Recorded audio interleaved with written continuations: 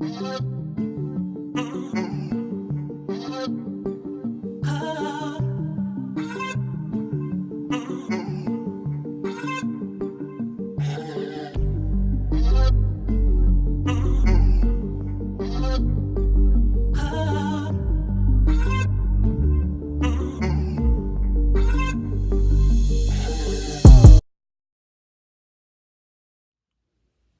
a fun little piece I just found.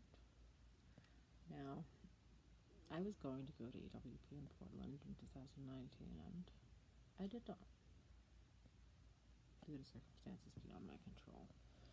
However, before going, I did a fashion interview for Apparel for authors, and this is, I mean, it's a little funny. It's a good example of read the directions, idiot. Because she sent me, it was an Instagram account where they show pictures and they, blah blah. And you just enter three or two questions, but because I don't read directions enough, I answered one of them. But so be it. So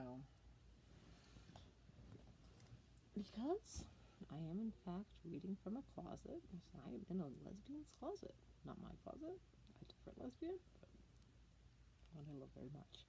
So I'm going to read the full fashion interview. Just for fun.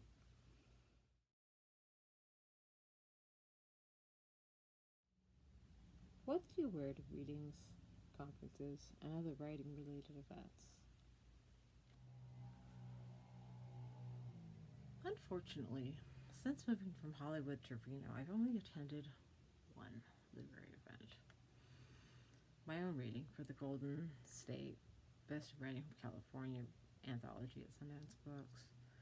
I wear the same black leggings, black tank top, black jog bra, it's kind of an open sleeved occult tank top, as I do in photo number one.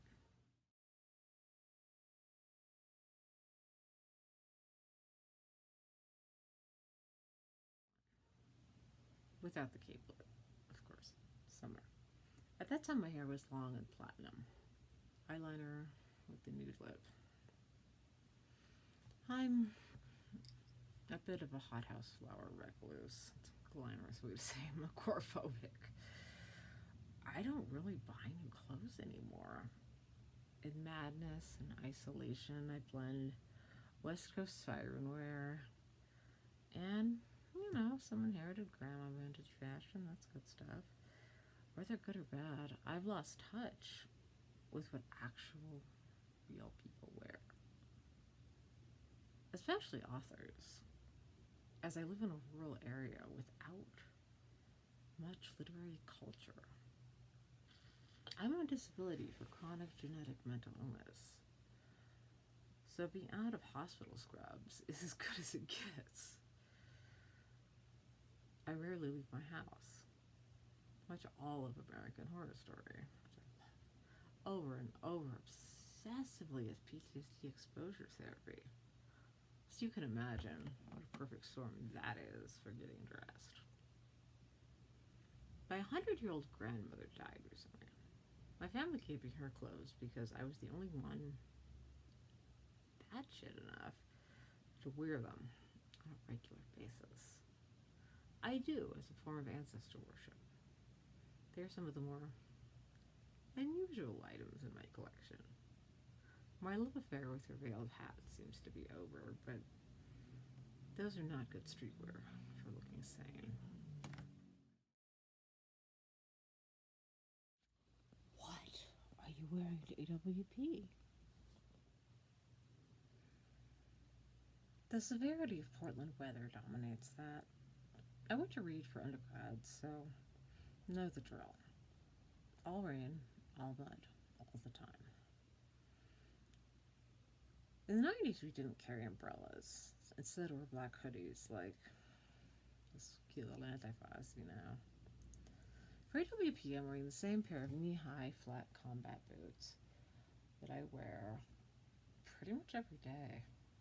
Sturdy boots are imperative for keeping my footing on the wet ground. I wear these boots every day at home in an almost totemic way, as if enough paramilitary leather will make the frail strong. For warmth, layering, as needed. Black cardigan, photo coat, that delightful little blue capelet in the photo. Warmest coat, so my black leather with fur trench will do. Hey, time to pull out the sister's bed and theory isn't dead t-shirts. This will be long days, so athleisure will have to do, no matter if it is 10 minutes ago. 2 hours ago? Please just don't make me wear pants again.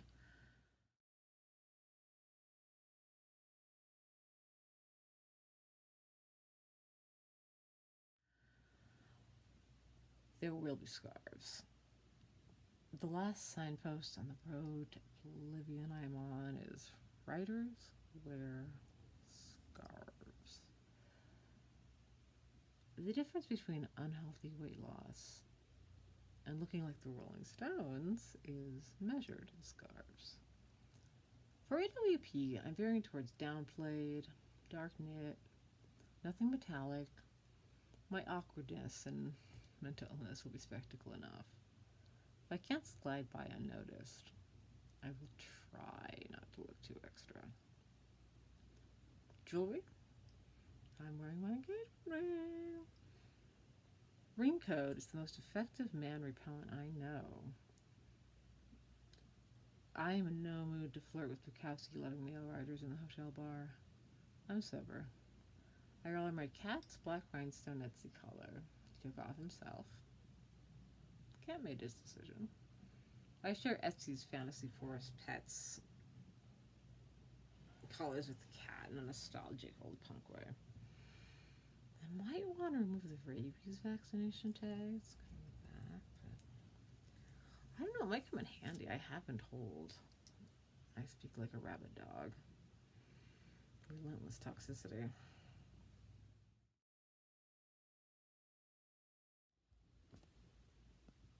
What are your expectations for how the audience perceives? I understand implicitly I am an outsider writer with an unconventional path, multiple stigmatized identities, and complete transparency as I write online personal essays in a personal food column in Entropy magazine, published often and promiscuously abused Twitter. Therefore, I might be shunned. Fine. I'm an introvert.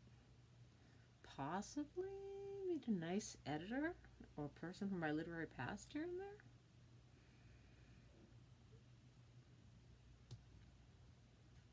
Generally look completely insane and out of touch, no matter how hard I labor over these outfits. But shock value, sex, and insanity are, pardon the term,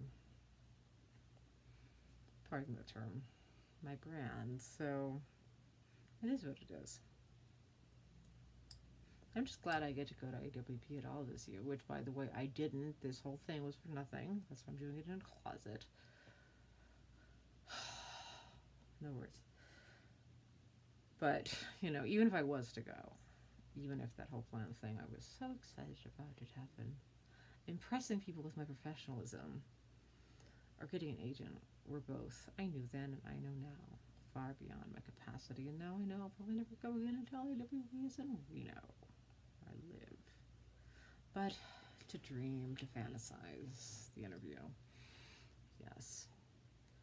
To deal with AWP's necessity of being around normal people in public spaces, in order to go to all of these fascinating panels, I must plan low-key accessories and limit scarves.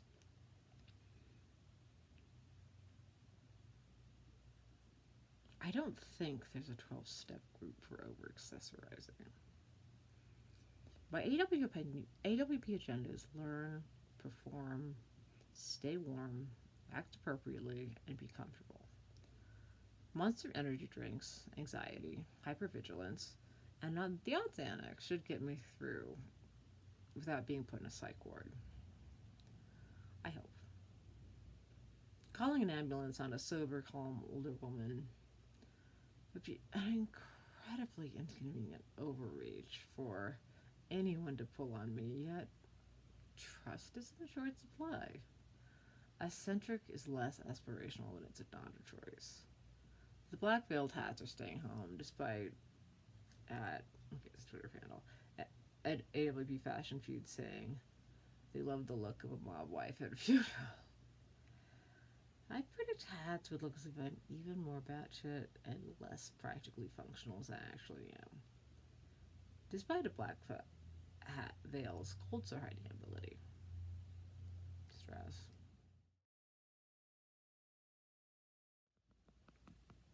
Did the garment you chose to wear for your public event, I'm supposed to read a motherfucker's, cost $1 sign, $2 sign, or $3 sign?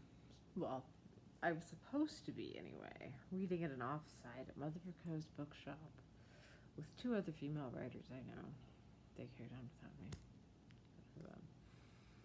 They're from Los Angeles, or once were. I wanted to look nice to show the event proper respect. Stay warm enough, because Portland, where AWP was, it is raining. Current plan was plan back then was a low-cut black velvet ice skater dress. I don't remember how much it cost. I bought it a long time ago.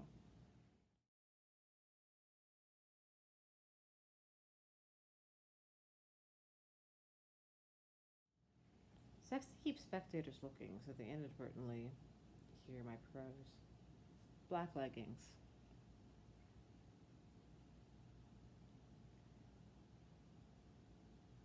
Combat boots. A cozy Little Red Riding Hood cape from the Grandma collection. I don't know if Grandma made this cape for a costume, or people really did wear capes back in the day. She had all sorts of strange things, which I inherited. Who knows? The cape is warm and woolly, so it will keep my head and décolletage dry in the rain.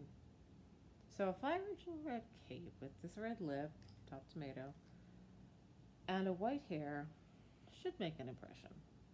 My only goal is Friday night underdog event among all of the bigger, more official events going on that primetime Friday night at AWP, which just passed, was be memorable. I guess I just wasn't even there. Fuck.